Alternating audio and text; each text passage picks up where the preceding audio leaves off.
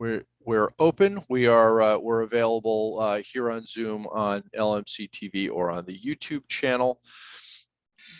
This special meeting was called for a single purpose. We have a communication from the Department of State concerning an application by 622 Rushmore to repair a bulkhead that partially collapsed due to erosion.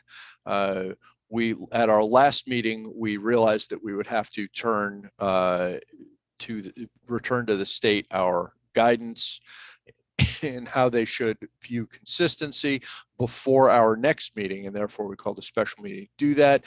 Commissioner Jack Lusk and I undertook to workshop a letter which is on the agenda, and I'm hoping that all my commissioners have had an opportunity to look at that. Mm-hmm. So when we went through it, it raises a whole bunch of, it implicates a whole bunch of policies, but as the work group read it, most of them don't show any obvious problem that would cause us to want to make a more extensive record or request changes there. So we found only 3 policies that we thought we had to point out specifically to the state how they should handle it. Those were 13. We often deal in the floodplain policies, we often deal with 11 and 12, especially 11, which requires that we not cite persons and properties in harm's way. 13 has to do with erosion protection structures. 12 says that we try to maintain natural erosion protection structures. 13 says that when there are artificial erosion protection structures, that they last for 30 years. Typically when a policy requires something like that, we want to make sure that we've got a solid record to back that up. The applicant has provided something like 40 pages of documentation, including photographs. So we are not without record entirely, but it's the sort of thing that we would want either specific expert comfort on or construction detail that would allow us to be certain that we were meeting, that the applicant was meeting the requirement that it would perform the function of eliminating erosion for 30 years. Policy 25 is our view shed.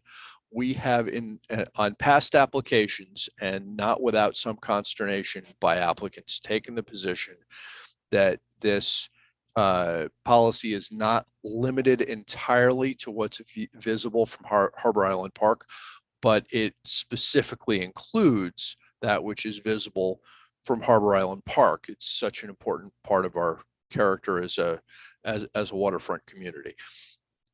Since this is in the West Basin, in the vicinity of the West Harbor, and is visible from Harbor Island, it definitely implicates that policy concern.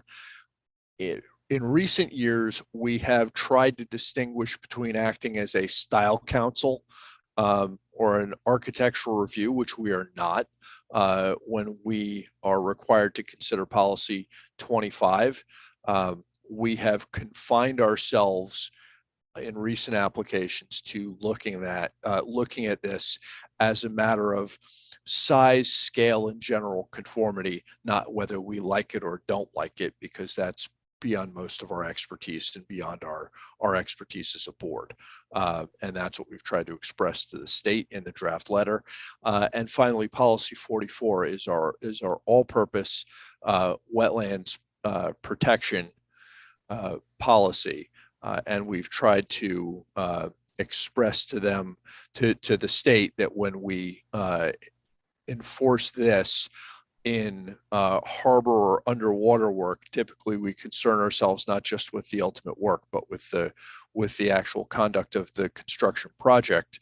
And so we require a full description of methods of work, like silt barriers or caissons or other tools to prevent the water ecosystem from absorbing anything during the construction process that would do serious damage, so that we can make sure that that both the final result and the doing of the project are done in such a way that they protect to the maximum extent practicable the ecosystem that our policy requires that we protect. So we've put together a letter that explains those three policies and how we enforce them. I hope everybody has had the opportunity to review that. And if anybody sees something, either a policy they want to include or an explanation they want to change, let's talk about that now. Randy? Just so I'm clear, this is kind of like what we dealt with on the bridge on the post road, that this is a Department of State ultimate decision, and this is our best advice. At the end of the day, it's their call. Is that fair? Exact. Well, with one, there's a little wrinkle. It's exactly the same process in that we explain to them how to enforce it and they enforce it. However, this isn't a state project. On state projects, they get the last word. I don't know if the applicant realizes this, but they will after this. We're the permitting authority in the harbor. The state isn't. So the state wants to know how to enforce this, and they've given us only 30 days to comment. So we can do that. But the applicant also needs a permit from us. I'm not sure they realize that, but we're going to tell them because we're the permitting authority in the harbor. That said, I mean, obviously, speaking for myself and only for my own vote, I don't see any showstoppers at all.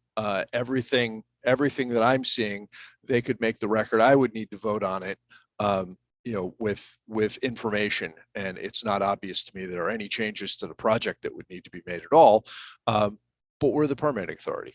But yeah, it's the state's stance is the same as on the Boston Post Road Bridge. We tell the state how we enforce our policies, and they try to do it the way we would. Okay, thanks.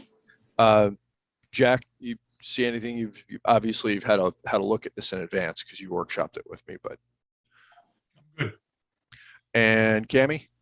I'm fine with it. I'm good. Okay, then I'm gonna make a motion to accept the letter for transmission to the Department of State tomorrow. Do I have a second? Second. All in favor? Aye. Aye. Okay, we have a letter. Motion to close the meeting. Motion. Close the Second. meeting. All in favor? Second. Aye. Okay, I will see everyone again at our regularly scheduled April meeting. Thank you very much for your time.